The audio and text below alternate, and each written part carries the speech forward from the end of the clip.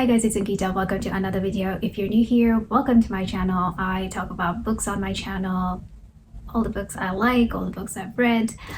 So if you're new here, subscribe to my channel and you can follow me along on my reading journey. You can tell from the title that I'm doing the video Freakout tag. So let's jump into it. The first question is best book you have read so far this year. So that will be Middlemarch by George Eliot, and I have another answer for this one, but let's first talk about Middlemarch. If you want an in-depth review, still relatively brief review of Middlemarch, go ahead and check out my review where I talk about Middlemarch. There are no spoilers in that video. However, if I have to sum up Middlemarch in a few words, I would say it is a book that I think everyone should read. Having said that, it's a very difficult book to recommend because it is so dense. It took me 7 months to finish this book. It was totally worth it for me. I think the main theme in this book is marriage and relationships, and it's not a romanticized view of relationships. It's very realistic fiction, but it's still enjoyable. I really loved this book so much. It consumed my life those 7 months. I had the biggest book hangover, which I can feel till this date. It will take me a really long time to read a good book that would even compare to this one. It really is a quintessential English novel of the Victorian times. Even though this was written in the Victorian times, I think it is set in the Regency era. I absolutely loved Middlemarch. And I can go on about this book, but we have quite a few questions to go through. So let's jump to the second book that I thought was the best, and that's The Godfather. I think Mario Puzo is extremely talented. He's created this myth, which is so intriguing. It's a thrilling read. It's a page turner. It's so good. Second is the best sequel you've read so far in 2023. I think I've read a lot of standalones this year, but I am at the moment reading The Sicilian, which is the second book in the Godfather series, but it's not exactly a sequel.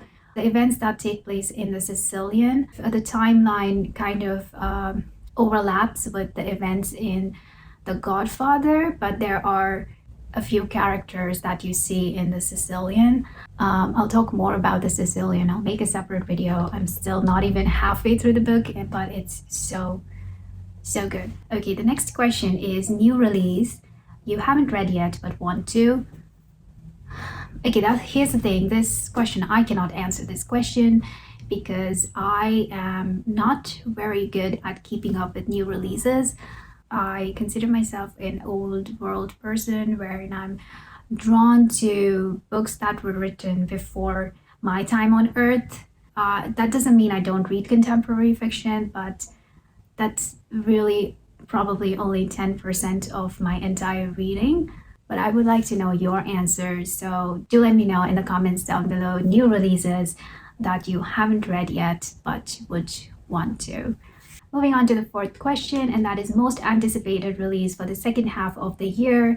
Again, I don't keep track of any new releases. Having said that, just a few days ago, I was looking for a lighthearted, breezy read, and I read this book, A Letter to Three Witches, last year, and I really liked it. It was very lighthearted. It had everything I really like in a fiction where I don't have to use my brain, and I still really did enjoy it. It was a nice romantic comedy with a little bit of magic and witches and all that stuff, all the good stuff.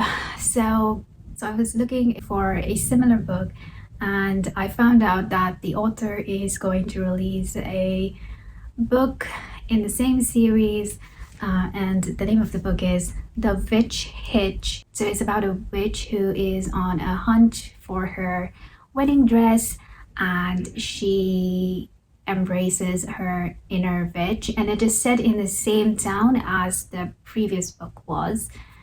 So I am actually looking forward to reading that one, possibly listening to the audiobook.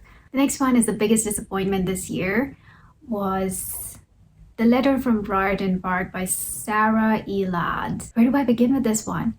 I really loved the book cover, if there's anything positive that I can say about this book. plot was really well formulated, but there was no wow factor in this.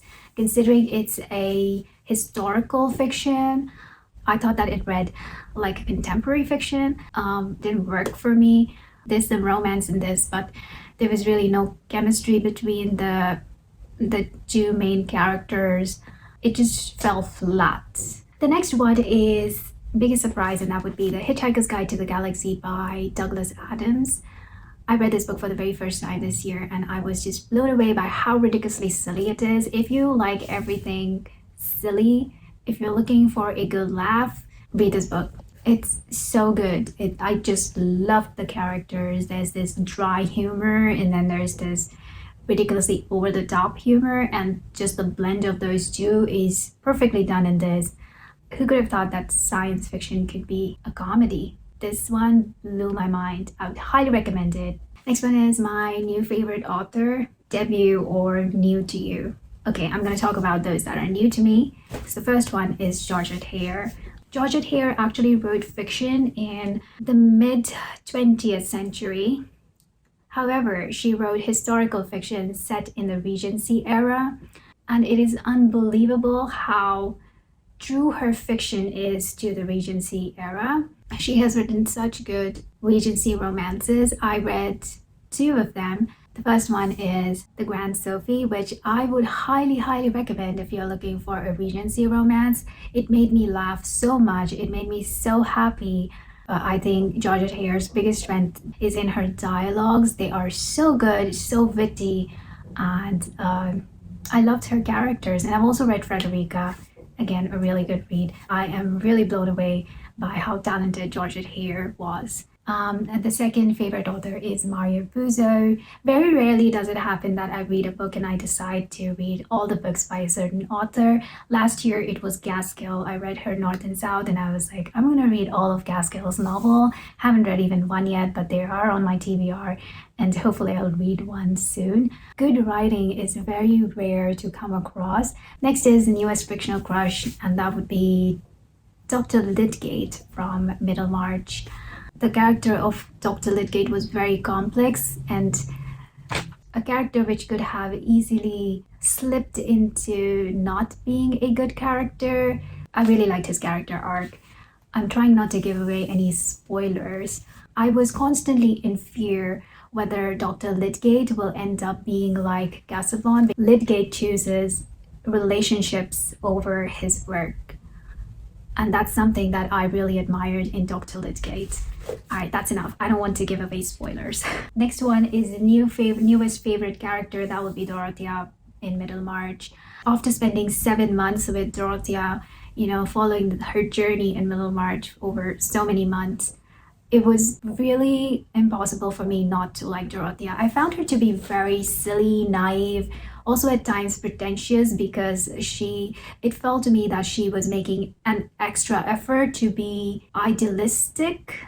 Like I said in my other video, I will forever ever love Dorothea's character because it's imperfect and she learns from her experiences, and I love a character who learns from experiences because I think as humans we all make mistakes. Okay, next one is a book that made me cry. That's this book, The Sun Does Shine by Anthony Ray Hinton. It's a non-fiction. So Anthony Ray Hinton was on death row for 30 years. He was convicted of murder, which he did not commit. He has written this book about how he survived those 30 years in prison on death row, which meant that he could have been executed anytime over those 30 years. And he had to live with that reality when he had not even committed a crime, just because of the color of his skin. It made me feel so angry that something like that could happen to someone, and it made me sad, but it also was truly inspiring to read his account of his days on death row. Instead of letting that experience turn him into a really bitter person, he now shares that story with people. He inspires people that the sun does shine. The other book that made me cry, well, not really cry, but made me really sad, was Bury Your Dead by Louise Penny. This is, I believe, the 6th book in the Three Pine Mysteries. And oh my goodness, this is such a brilliant book. Louise Penny never fails to astonish me with her writing.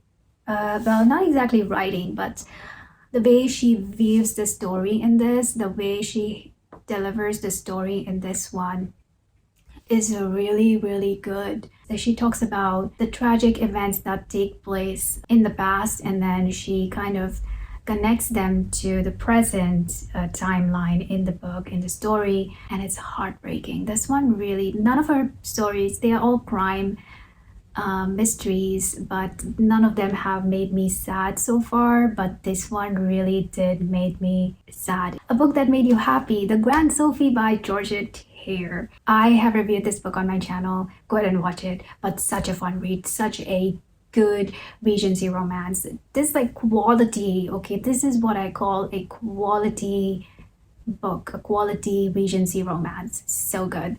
Made me so happy. I was giggling all the time while reading this one. The next one is Most Beautiful Book You've Bought So Far This Year or Received. I haven't really purchased a really beautiful book this year. Any special editions, I am definitely anticipating to move sometime in the near future, and I don't want to ship all the books that I have because shipping is really expensive, and I'm talking about moving. I'm talking about moving to another country. So yeah, don't want to do that. Didn't buy any. Sorry. Do let me know if you have bought a really good, pretty book, a pretty cover, or a special edition. What books do you need to read by the end of the year? Ooh, I want to read The Very Secret Society of Irregular Witches. I don't know if I will get around to reading this, but I have heard so much about this book, and I cannot wait to read it. I'm waiting for October to read this one. I also intend to read a novel by Elizabeth Gaskell. Hopefully it'll be Cranford, and hopefully I will get to this by the end of this year. So it's been a very difficult, strange year. The start of the year was just horrible for me. I didn't read as much, a lot of things going on. Anyway, do let me know in the comments down below which has been your favorite book so far this year, and also let me know which is your most anticipated book release this year as well. And thank you so much for watching this video.